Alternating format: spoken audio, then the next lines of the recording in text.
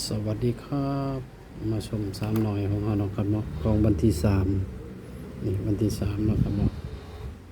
หน่อยพิเศษเนาะ82798เนาะครับเนาะนี่27หน่อยพิเศษหน่อยปกติออก94491บ่มีเนาะครับเนาะ94491บ่มีเนาะครับเนาะมาหน่อย VIP เนาะ82บ่มีเนาะ86 282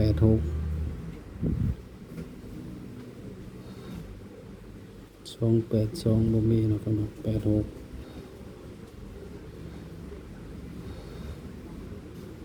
นะครับเนาะถือว่าเขา27ตัวเดียวเนาะครับเนาะ98ก็บ่มีมันมาเข้าสูตรข้างล่างพี่น้องครับเนาะข้างล่างเนาะครับเนาะ8227นะครับเนาะ28อยู่ข้างล่างพี่เบิดเนาะครับเนาะมาเราสิใส่สูตรเก่าของเราเนาะครับวันที่4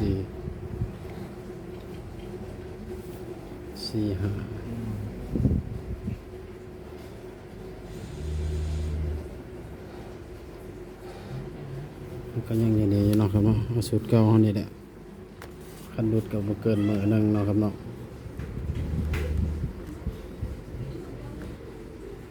89เนาะครับเนาะ80 81ถ้าไปสิเด่นน้อยปกติมันใส่สูตรนี้เนาะครับเนาะตัวนี้ก็เข้าดีอยู่กันหมอยปกติเนาะครับเนาะ82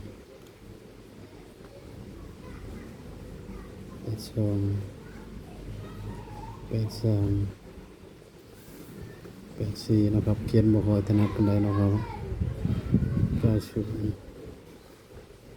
91 92 93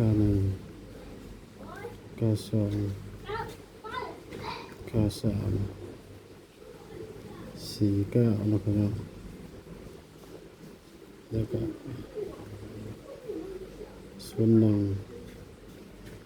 02 03 04นะครับเนาะ12 13 14นะครับเนาะ23 24 34นะครับเนาะส่วนที่4นะครับเนาะ4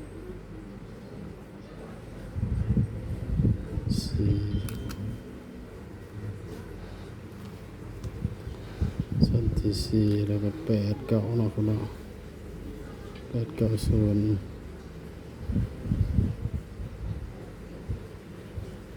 วันเสาร์อาจจะมาพี่เนาะ89เนาะครับเนาะ8กับ9เนาะครับเนาะอาจจะมีติด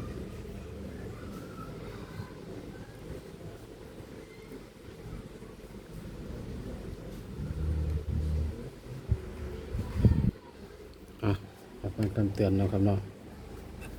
คำเตือนสูตรมีเขามีดุดเนาะครับเนาะ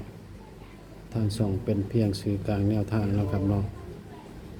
พิจารณาให้ดีก่อนนำไปใช้เนาะครับเนาะถ้าผิดพลาดประการใดขอโทษขออภัยเนาะครับเนาะเพราะว่าทางส่องกับเฮ็ดตามสูตรเนาะครับเนาะถ้าผิดพลาดประการใดขอโทษขออภัยได้เนาะครับเนาะฝากชมคลิปให้จบเลยเด้อครับพอได้สะสมชั่วโมงเนาะครับเนาะ